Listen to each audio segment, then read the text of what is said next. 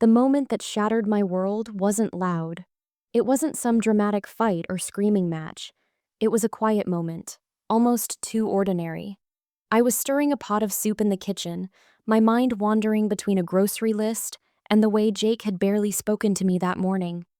His distance wasn't new, but lately, it had turned into something else, something colder.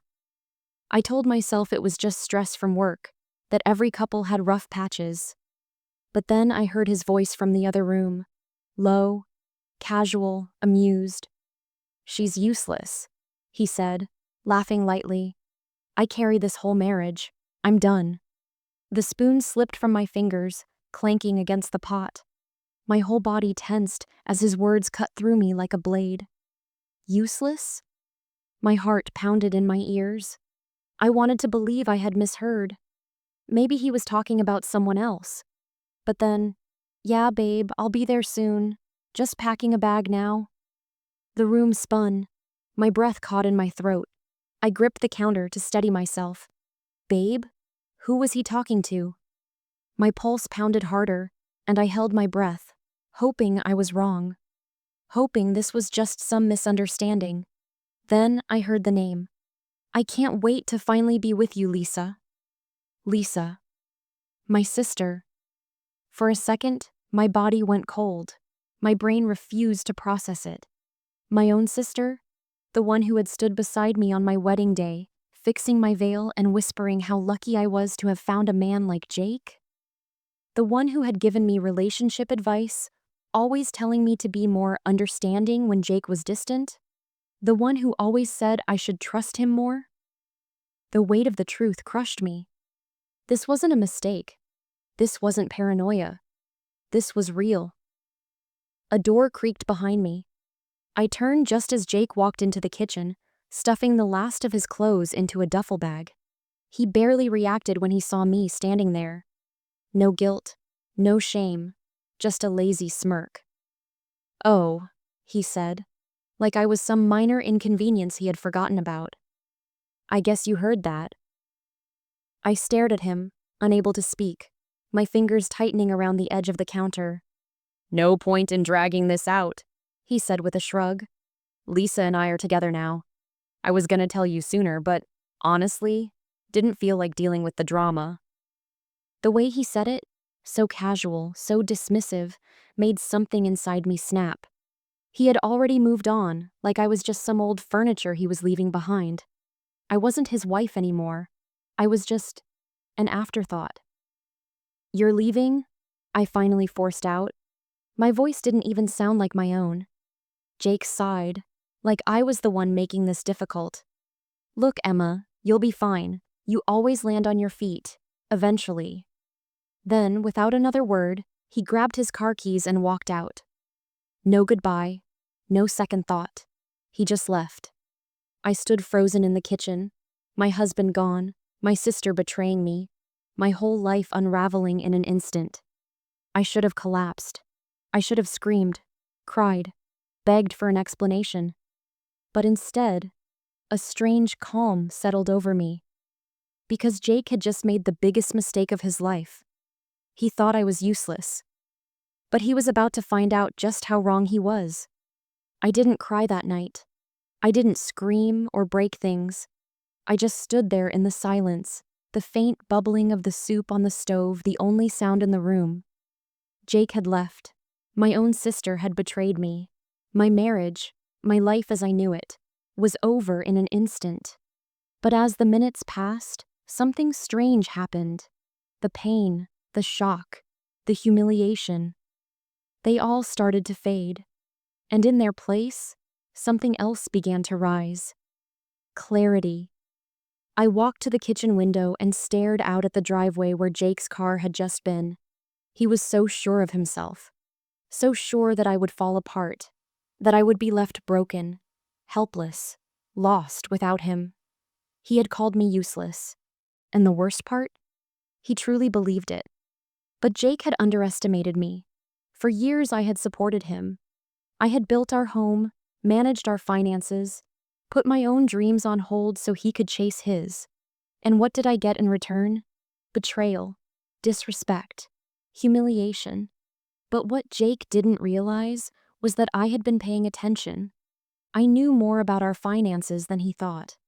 I knew more about his spending habits than he ever imagined. And I had already started protecting myself, long before I even knew I would need to. I walked over to the desk in the corner of the living room and pulled out a file from the drawer. A bank statement. One I had printed a few weeks ago when I first started getting suspicious. There it was, transaction after transaction, dinners at expensive restaurants on nights he had claimed to be working late, hotel stays, jewelry purchases, all of it adding up to one undeniable truth. He had been planning this for months. The realization hit me like a punch to the stomach. Jake hadn't just left me. He had been preparing to leave long before I had even sensed something was wrong. But he had made one critical mistake. The house was in my name. It had been left to me by my grandmother, and I had never put Jake on the deed, despite his repeated suggestions. For financial security, he had said. For trust. But something had always held me back. Some tiny whisper in the back of my mind that told me to be careful. And now, that whisper had saved me. Jake had walked out thinking he was leaving me with nothing. But he was the one who had nothing.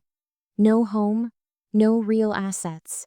Just a pile of credit card debt that he had been recklessly building for months. I picked up my phone and scrolled to the contact I had saved but never thought I would need. My lawyer. I pressed call. Emma? Her voice came through after the first ring. It's time, I said, my voice steady. He just left. There was a pause. Then, I'll file the papers first thing in the morning. Do you want him served at Lisa's place? A slow smile spread across my lips.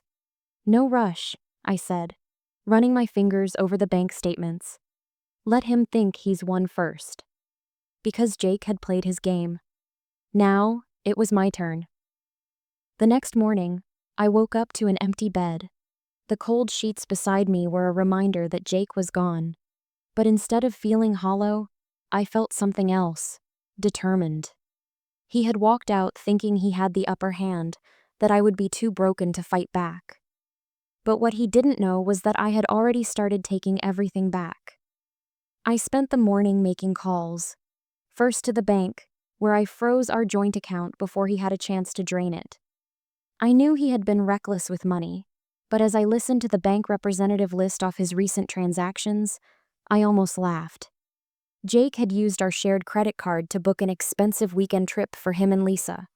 A 5-star resort, a luxury spa package, first-class flights. He had been planning to celebrate their new beginning using my money. Not anymore. I need to report fraudulent charges, I said, keeping my voice steady. Within minutes, the charges were reversed, and the card was canceled. I imagined the scene unfolding, Jake and Lisa arriving at the airport, only to find their tickets invalidated. Their dream getaway collapsing before it even began. Next, I called my lawyer. I want a full financial investigation on him, every hidden expense, every debt. I want to know exactly how deep of a hole he's in. She agreed, already drafting the divorce documents. You're in a strong position, Emma. He has no legal claim to your house, and with his financial mismanagement, the court will likely order him to pay you back what he spent from the joint account. I hung up and took a deep breath. I had spent years thinking I needed Jake, that he was the one holding everything together, but now I saw the truth. He had been nothing but an anchor, dragging me down. The doorbell rang, snapping me out of my thoughts. When I opened the door, I found someone I didn't expect. My mother. Her face was tense, her lips pressed into a tight line. She stepped inside without waiting for an invitation, arms crossed as she stared at me. I just got off the phone with Lisa, she said, her voice sharp. She told me everything. I clenched my jaw, waiting for the inevitable. Lisa had always been the favorite, the golden child who could do no wrong. My mother had spent our entire childhood defending her, covering for her mistakes, blaming me whenever we fought. I had no doubt she would do the same now. She said you're being dramatic, that Jake left you because you were... She hesitated, her expression unreadable. Then, softer, because you were holding him back. I felt the sting of those words, but I didn't let them show. Instead, I met her gaze, my voice unwavering. And do you believe her? She sighed, rubbing her temples. I don't know what to believe, Emma. But I do know one thing. Your sister has never cared about anyone but herself. That surprised me. I'm not here to take sides, she continued, her tone tired. But I want you to know that you're not alone. Lisa and Jake may think they've won, but... She exhaled, almost laughing. They don't realize what they've just done. For the first time in a long time, I saw something new in my mother's eyes. Doubt in Lisa. Maybe even guilt. And that alone was a small victory. As she left, I sat on the couch and opened my laptop. The boutique I had dreamed of starting, the one Jake had always dismissed as a waste of time, it was time to make it a reality. Jake thought I was useless, but by the time I was done, he wouldn't even recognize the woman he had walked away from. By the time the weekend rolled around, I knew my silence was making Jake and Lisa uncomfortable. Lisa had called twice, and I ignored both. Jake hadn't even bothered to reach out. He probably thought I was somewhere crying over him, too broken to function. But then, Monday morning came, and everything started unraveling for them. I was at my kitchen table sipping my coffee when my phone buzzed with a notification from my bank app. The message was short but satisfying. Fraud claim approved.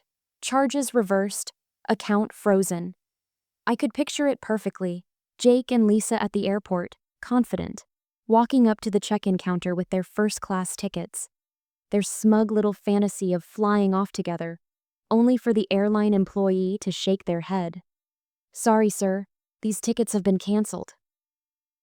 I imagined Jake's frustration, the way he would try to argue, raising his voice like he always did when things didn't go his way.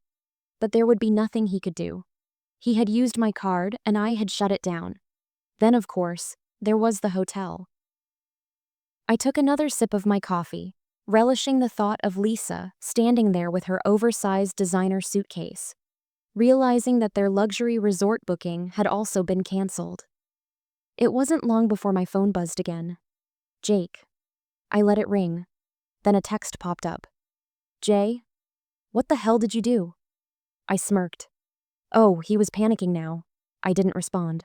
A few minutes later, another text. Jay, answer me, Emma. This isn't funny. Funny? Oh, now he wanted to talk?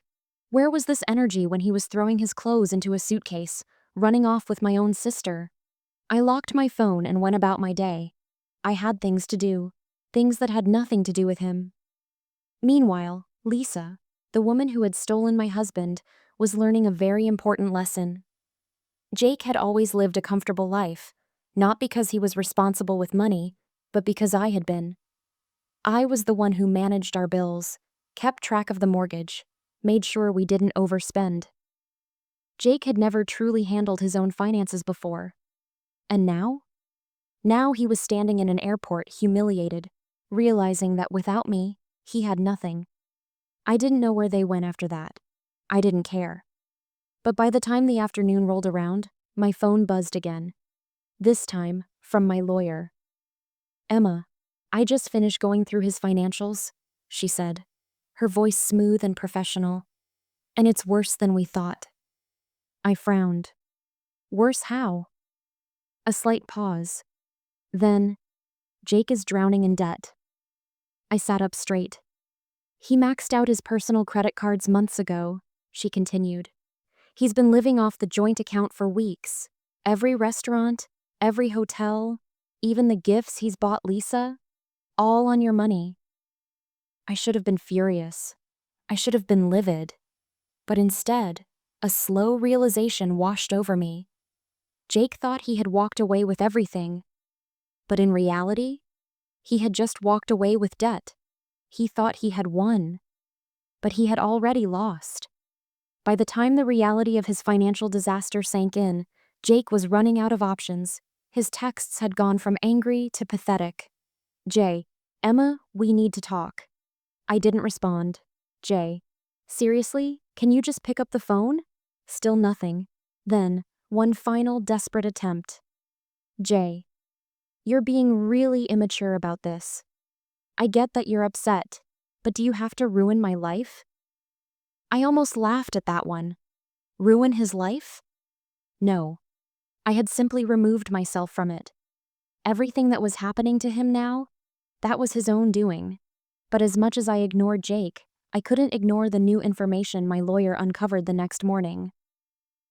Emma, she said, a hint of amusement in her voice. Jake and Lisa were evicted from their apartment today. I nearly dropped my coffee. Evicted? Turns out Jake wasn't paying rent. The lease was in his name, and after you froze the joint account, he couldn't cover the payments. I sat back, stunned. I knew he was bad with money. But this? This was next-level stupidity. Where are they now? I asked. My lawyer hesitated, then laughed. You're going to love this. They moved in with Lisa's friend. I let out a slow breath. Lisa, my sister, who had run off with my husband, was now crashing at someone else's apartment because the man she had betrayed me for was broke. But the best part? Lisa hated being broke. She was always the type to live off other people, our parents, her boyfriends, anyone who could give her the expensive lifestyle she wanted. She loved luxury, and now she was living in someone else's spare room, sharing a bathroom, and probably regretting every decision she had made. The karma was hitting faster than I could have planned. I imagined the first few days in their new home. Lisa getting irritated with the cramped space, realizing Jake couldn't afford the things she wanted, watching as her fantasy crumbled before her eyes. And Jake? He had thrown away a stable home, a responsible wife, and financial security for this. My lawyer wasn't done. Also, his credit score? It's in free fall. I grinned. How bad? Really bad. He tried to apply for a new credit card after the eviction, and they denied him. I closed my eyes, taking it all in. Jake, who had always mocked me for budgeting, for being too careful with money, was now drowning in debt and living off my sister's friends. And Lisa, the same sister who always bragged about trading up in relationships, she had just traded down. But the best part? They still had no idea how much worse it was going to get. Days turned into weeks, and I didn't hear from Jake again. His silence spoke volumes. He had finally realized that I wasn't going to save him. But then, one evening, as I was closing my laptop after another successful day working on my new business, I got a message. Not from Jake. From Lisa. Elle. We need to talk. I stared at my screen, surprised, but not entirely shocked. I knew something like this was coming. I let her message sit unread for a while. She sent another. Elle. I know you're mad, but can we just talk like sisters? Please? Sisters? Now she wanted to act like my sister? For the first time in weeks, curiosity got the best of me. I typed back one word. Me. Why? Her reply came fast, almost desperate. Elle, I made a mistake. You were right about Jake. He's not who I thought he was. I leaned back in my chair, a slow, satisfied smirk spreading across my lips. Lisa was cracking. I didn't need details to know what had happened. She had realized exactly what I already knew. Jake was a sinking ship. But just for fun, I decided to play along. Me. What happened? Her next messages came in a flurry, like she had been waiting for the chance to unload everything. Elle, he has nothing. I thought he had savings, but he was spending your money the whole time. Now he's broke, jobless, and he expects me to take care of him. He just sits around all day complaining. He tried to use my credit card, and when I told him no, he lost it. We had this huge fight, and now I don't even know why I left with him. I could almost hear the regret dripping from her words. Jake had sold her a dream, a life of excitement, freedom, luxury. But reality was a broke man living in someone else's apartment, begging her to pay for his bad decisions. I took my time before responding. Then finally, I typed, "Me. Sounds like karma." She sent another message immediately. "L. I just, I don't know what to do. I messed up." I let out a slow breath, staring at my screen. A few weeks ago, I might have felt sorry for her. A few weeks ago, I might have picked up the phone, listened to her cry, given her advice. But now? Now I saw Lisa for exactly what she was. She had never cared about me. If Jake had been rich, if their new life had worked out, she would have never looked back. But now that things weren't going her way, she wanted a way out. She wasn't messaging me because she felt bad. She was messaging me because she needed something, and I owed her nothing. So, I gave her exactly what she deserved. I left her on red. Because the truth was, Lisa had made her choice. And now, just like Jake, she was stuck with it. The morning after Lisa's desperate messages, I woke up feeling lighter than I had in weeks. There was no more anger, no more sadness, just a quiet sense of satisfaction. Jake and Lisa had dug their own graves, and now they had to lie in them. But me, I was just getting started. For the first time in years, I wasn't worrying about Jake's career, Jake's problems, Jake's reckless spending. I was free, and I knew exactly what I wanted to do next. I spent the next few weeks focused on myself. I poured my energy into my business, the boutique I had always dreamed of opening, the one Jake had always mocked, calling it a hobby whenever I talked about it. But now it was real. I used my share of the frozen joint assets to secure a location and start building my brand. I hired a designer, set up an online shop, and reached out to local suppliers. Every step I took was a step away from the life Jake had tried to trap me in. And as my business grew, so did my confidence. It wasn't just about success. It was about proving to myself that I had never been useless. I had been the reason our life had functioned in the first place. And as for Jake? Well, his downfall was becoming more pathetic by the day. One evening, as I was finalizing an order with a vendor, my phone buzzed with a call from an unknown number. I hesitated, then answered. "Emma?" The voice on the other end was Jake's mother. I raised an eyebrow. She had never been my biggest supporter, always choosing to defend Jake's bad decisions, making excuses for him when he messed up. But now, she sounded tired. "I don't mean to bother you," she said, sighing. I thought you should know that Jake is struggling." I nearly laughed. Struggling? He had brought this on himself. "He lost his job," she continued. "His company did layoffs, and with his spending habits, well, you can imagine." Oh, I could imagine. "Lisa left him," she added quietly. That caught my attention. "She moved out last week, said she was done carrying dead weight." The irony nearly made me choke on my tea. Jake had called me useless. And now? The same words had been thrown back at him. "She said she should have never left in the first place," his mother continued. I let out a slow breath. I wasn't even surprised. Lisa had never wanted Jake. She had wanted what he could give her. And when she realized that was nothing, she had moved on. "And now?" I asked, keeping my voice neutral. His mother sighed. "Now he's staying in his childhood bedroom." I closed my eyes, taking in the full weight of it. Jake, the man who had laughed in my face as he packed his bags, so confident in his new life, was now back where he started. I wasn't sure what his mother expected me to say. Maybe she thought I would be sympathetic, maybe even consider taking him back. But that wasn't going to happen. I simply smiled and said, "I wish him the best." Because the truth was, I had already won. And the best part? I hadn't even had to lift a finger. Karma had done all the work for me. A few months later, I stood in the middle of my boutique, surrounded by rows of elegant displays, customers browsing through carefully selected pieces, and the quiet hum of success. The store was everything I had dreamed of, and more. Business was booming. The online store had taken off, and I had already started planning a second location. My days were filled with meetings, creative decisions, and a sense of purpose that I had never felt in my marriage.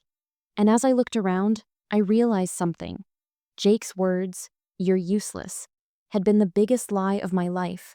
I had never been useless. I had been his foundation. The reason he had lived comfortably. The reason he had been able to coast through life, making bad decisions without consequences. But once I was gone, his world collapsed. And speaking of Jake, his final downfall came on a random Wednesday afternoon. I was behind the counter, adjusting the display near the register, when the store's front door swung open. I barely glanced up until I heard a voice I never expected to hear again. "Emma." I turned slowly. And there he was, Jake. But not the Jake I remembered. The man standing in front of me looked smaller, not just physically, but in every way. His clothes were wrinkled, his hair was unkempt, and the cocky arrogance he had once worn like a badge of honor, completely gone. For a second I didn't say anything. I just watched as he shifted uncomfortably, his eyes darting around the boutique like he had no right to be there. I heard about your store," he said finally. His voice was different too, quieter, uncertain. I raised an eyebrow. "And?" He rubbed the back of his neck, avoiding my gaze. I wanted to say that I'm happy for you. I know things ended badly, but..." He swallowed hard, his Adam's apple bobbing. "You proved me wrong." I almost laughed. Now he realized it? Now, after everything? But instead of gloating, I just smiled. "I know." He flinched slightly at my confidence, like it wasn't the reaction he expected. Like he had hoped I was still bitter, still hurt. But I wasn't. I was free. "Listen, Emma," he continued, his voice hesitant. "I've been thinking a lot about the past, about us. And I don't know. I miss what we had." I tilted my head, studying him. "What exactly do you miss?" He hesitated, because he knew the truth. He didn't miss me. He missed the security I had given him. He missed the stability, the comfort, the life he had thrown away. I smiled again, slow and deliberate. "You made your choice, Jake, and so did I." His face fell, but I didn't feel a single ounce of guilt. For the first time, I saw Jake for what he really was.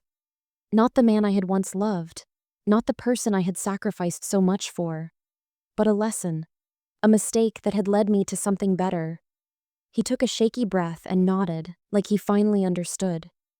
"Take care, Emma," he muttered, turning toward the door. As I watched him walk away, something inside me felt lighter than ever. This was it, the real closure. Not because he had apologized, not because I had forgiven him, but because I had won. Not out of revenge, not out of bitterness, but simply by becoming the woman he had been too blind to see. I turned back to my store, my future, my success, and as I reached for the next order, I realized Jake had called me useless. But in the end, he was the one left with nothing. Life has a way of revealing the truth in the most unexpected ways. Jake thought he was leaving behind someone weak, dependent, and useless. But in reality, he had walked away from the very thing that had kept his life together. Betrayal doesn't break you. It reveals who you really are. I didn't seek revenge. I simply chose myself. And in the end, that was the greatest victory. If this story inspired you, don't forget to subscribe for more powerful stories and share your thoughts in the comments. Have you ever experienced karma at work? Let's discuss below.